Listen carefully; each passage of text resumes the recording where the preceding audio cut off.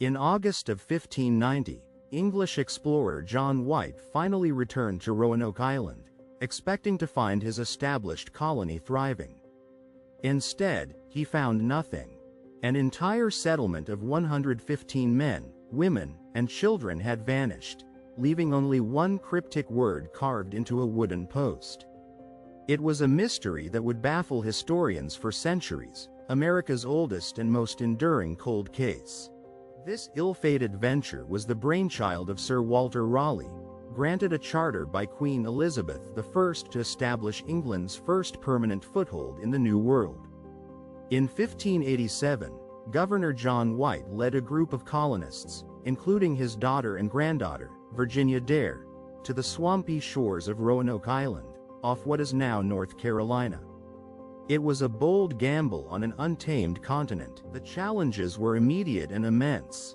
Relations with local indigenous tribes quickly soured, and vital supplies dwindled alarmingly fast. Recognizing the perilous situation, White sailed back to England in the autumn of 1587, promising to return swiftly with reinforcements. However, the escalating Anglo-Spanish War diverted all available ships, trapping White for 3 long years. When White's relief expedition finally reached Roanoke in August 1590, the scene was eerily quiet.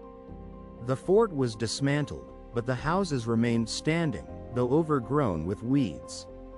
There were no signs of a struggle, no bodies, no encampment. The only clue was the word, Croatoan, carved clearly into a palisade post, with Crow also found on a nearby tree. Before his departure 3 years prior, White had arranged a specific signal with the colonists.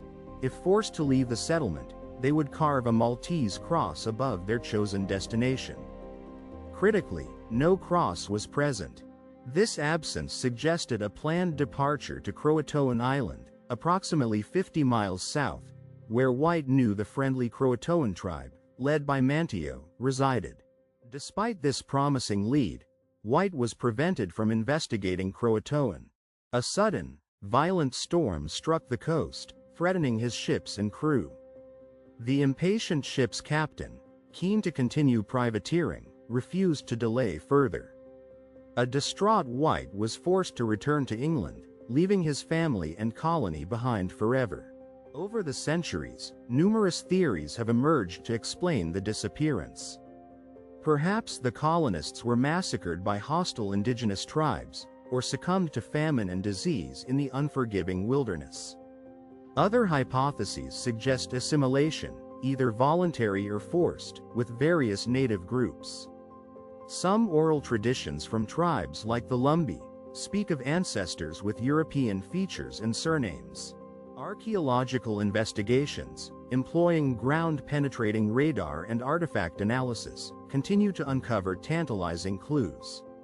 Explorations at mainland sites, such as Site X, near the Roanoke and Chowan rivers, have yielded 16th-century English pottery and tools, suggesting potential splintering or relocation inland.